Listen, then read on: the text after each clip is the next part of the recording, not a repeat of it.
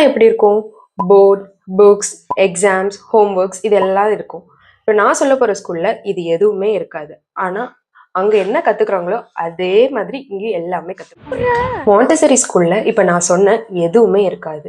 அவ்வளோ ஏன் குழந்தைங்க எல்லாம் ஒரு இடத்துல உட்காந்து கூட இருக்க மாட்டாங்க. அவங்களுக்கு என்ன ஒர்க் வேணுமோ அதை அவங்களே சூஸ் பண்ணுவாங்க, அவங்களே ஒர்க் பண்ணுவாங்க. அவங்களுக்கு சொல்லி தரதுக்கு டெக்ஸ்ட் புக் இருக்காது, மெட்டீரியல்ஸ் தான். இன்னும் சிம்பிளா சொல்லணும் அப்படின்னா, நம்ம எப்படி ஷேப்ஸ் எல்லாம் படிச்சிருப்போம். இப்போ ஸ்பியர் அப்படின்னா போர்டில் வரைஞ்சி போட்டிருப்பாங்க. ஃபார் எக்ஸாம்பிள் ஆரஞ்சு பால் இதெல்லாம் வந்துட்டு ஸ்பியர் ஷேப்ல இருக்கு அப்படின்னு நம்ம டீச்சர் சொல்லுவாங்க. நம்மளும் அதை மெமரைஸ் பண்ணிப்போம்.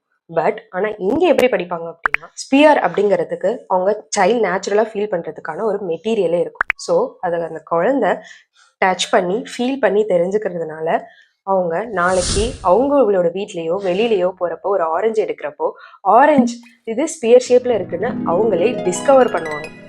இப்படி அவங்க நேச்சுரலாக கற்றுக்கிறதுனால அவங்களுக்கு இன்னும் நிறைய கற்றுக்கணும் அப்படிங்கிற ஒரு க்யூரியாசிட்டியும் வளரும். ஸோ இப்படி ரியலாக ஹேண்ட்ஸ் ஆன் மெட்டீரியல்ஸ் மூலிமா ஒர்க் பண்ணி அவங்க கற்றுக்கிறதுனால கான்செப்டும் நல்லா புரிஞ்சுக்கிறாங்க. ஒரே விஷயத்தையும் அவங்க திரும்ப திரும்ப எழுதி மெமரைஸ் பண்ணிக்கணுங்கிறதுக்கும் கிடையாது. அது எல்லாமே எக்ஸாம் மூலிமா தான் அவங்க காட்டணுங்கிறதும் கிடையாது. எல்லாமே அவங்களுக்கு மைண்டில் ஸ்டோர் ஆகி தான் இருக்கும். ஸோ இந்த மாதிரி மாண்டசரி பற்றின ரியல் இன்ஃபர்மேஷன் தெரிஞ்சுக்கணும் அப்படின்னா என்ன மறக்காமல் ஃபாலோ பண்ணுங்கள்.